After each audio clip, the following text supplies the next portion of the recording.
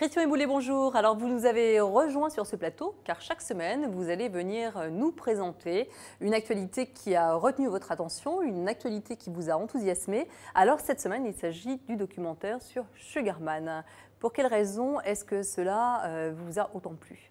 Écoutez, simplement parce que Sixto Rodriguez n'est pas seulement un artiste de génie, c'est aussi un être humain absolument exceptionnel.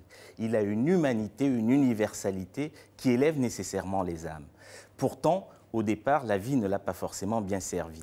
Il naît en 1942 à Détroit au sein d'une famille pauvre, très pauvre, d'immigrants mexicains d'origine amérindienne. Il a à peine 3 ans lorsque sa mère décède et à 16 ans, il quitte les bancs de l'école. Et à l'époque, nous sommes en pleine ségrégation raciale aux États-Unis.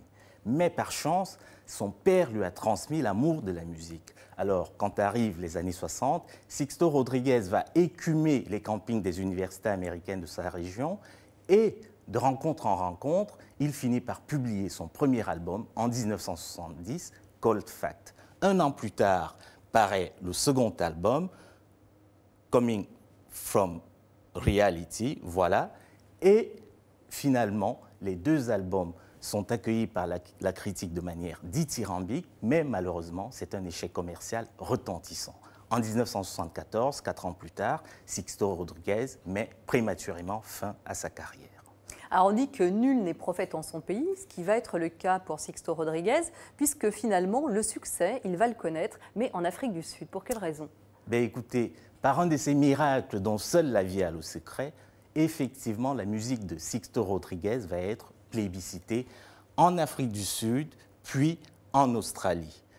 Ce talent merveilleux, né pendant la ségrégation raciale aux États-Unis et ignoré par les Américains, va être littéralement adopté par la jeunesse sud-africaine blanche qui, à l'époque, lutte contre l'apartheid.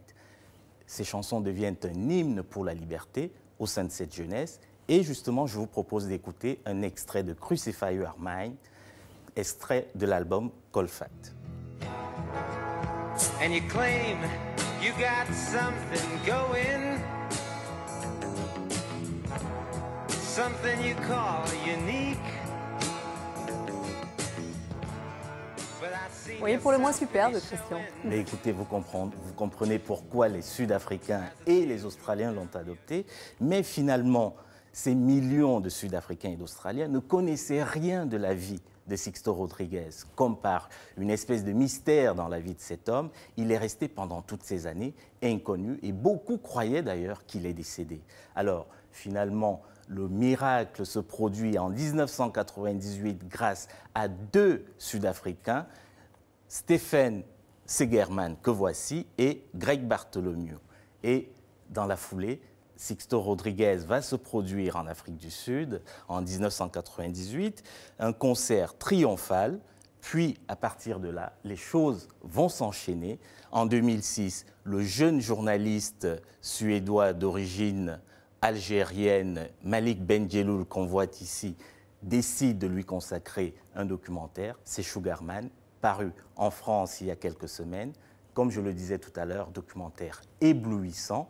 Et depuis, il a été sélectionné pour les Oscars. Il pourrait peut-être remporter l'Oscar du meilleur documentaire à la fin de ce mois.